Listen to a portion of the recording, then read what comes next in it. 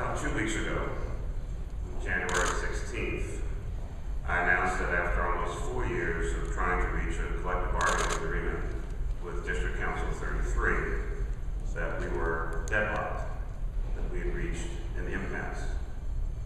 On that date, we also presented as a city government our final offer. It was a very good offer. Pay raises for public employees, pension reform for taxpayers, and more. Unfortunately, union leaders rejected our final offer, as they have rejected every other proposal that addressed furloughs, pensions, and costs related to overtime calculation. And yet, I'm also always hopeful, but I'm also realistic as well.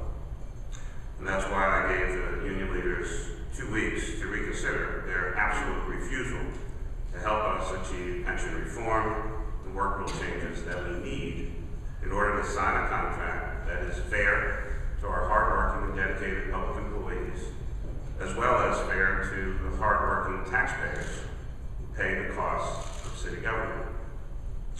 With the final deadline looming, there were meetings on Tuesday and Wednesday of this week, just a few days ago. Unfortunately, those talks were completely fruitless. They went nowhere on our key reform issues on pensions and work rules, which we have been consistently advocating for, pushing for, and trying to attain from the start of our administration.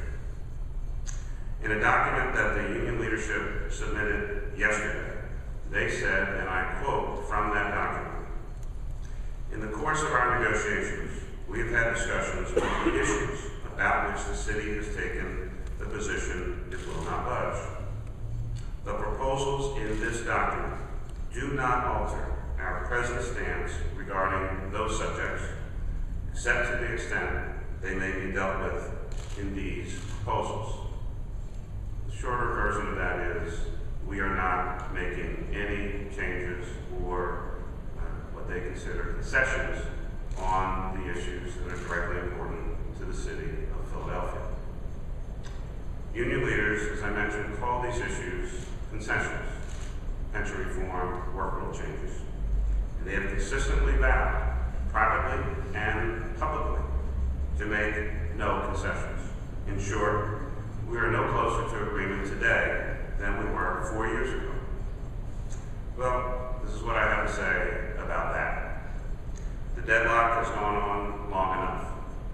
Union leaders have held our public employees and the taxpayers hostage to their Just Say No campaign. We can't let this stranglehold continue. It's not fair. It's not right. We need to move forward, resolve these issues, and get a fair contract signed. We need to move forward as a city with reforms that are critical to our fiscal health and accountability and integrity. 2 weeks ago, many of us were going about working on these issues. And we were asked what we were going to do since we had reached impasse. We said, and I said, let's give it 2 more weeks. Let's see if common sense and fairness can prevail. Let's give negotiations a chance. We're done with that. Today, I'm announcing that we firmly believe that we should have the right, on behalf of 1.5 million Philadelphians, thousands of hardworking, dedicated, committed, taxpaying citizens, to implement our final offer. Now, clearly, the union leaders will disagree. You'll hear much from them, I'm sure, about that. Here are the facts. Rather than going ahead and implementing this final offer, and having our hardworking city employees in a state of uncertainty about their compensation, benefits, and work rules, we're going to ask the courts to decide on that part of this matter. This morning, we already filed an action in the Court of Common Pleas, this is our filing, asking the court for a declaration that we have the right to implement this contract. During this period of litigation, the city will maintain the status quo on all issues that separate us, as we did 2 weeks ago. We handed out materials that explain the terms of our final current terms, the impact of our proposed contract on the quote-unquote average city employee, and some case studies how our proposal would affect a sampling of active, actual, real employees. In addition, the final offer that we made to District Council 33 is a detailed chronology of our meetings with the union, and the documents we distributed today will all be placed later today on the city's website, so that Philadelphians will have a very clear picture and understanding of what has transpired over these years. Our final offer is fair, it's reasonable, provides a real increase in take-home pay for city employees while enacting pension reform and work rule changes that help us to afford those raises and prepare for a more fiscally sound future. The final offer provides 2.5% wage increase 30 days after the agreement takes effect, and an additional 2% increase on January 1st, 2014. Employees will have their step and longevity increments restored prospectively, and the union will receive $25 million, two payments to support their health care fund. Taxpayers will see common sense reforms in terms of a new pension plan for new hires, coupled with a modest increase in pension contribution for current employees for a pension fund that is unfortunately only 50% funded. Those contributions will help to better ensure the fiscal integrity of the pension fund for all employees.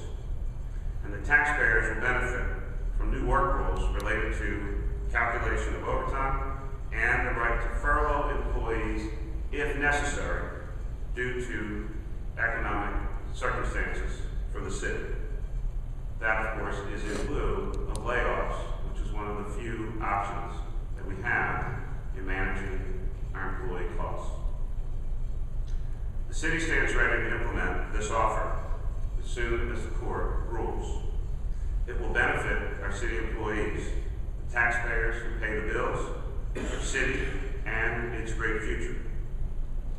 Of course, we are always prepared and ready to engage in real, serious, and meaningful, and results-oriented negotiations with the union leadership at any time. But the time for action is today, and that's why we made the court filing. Lastly, just for context, the last increase that these employees received was on July 1st, 2007. It is now February 1st, 2012. That's 5 years and 7 months. 2013, it's 5 years and 7 months since their last raise. As best we can tell, that is the longest in modern history. And what's the holdup? That new employees would go into a different pension plan. That we would ask them to pay current employees to pay a little more into a fund of which all of us are members.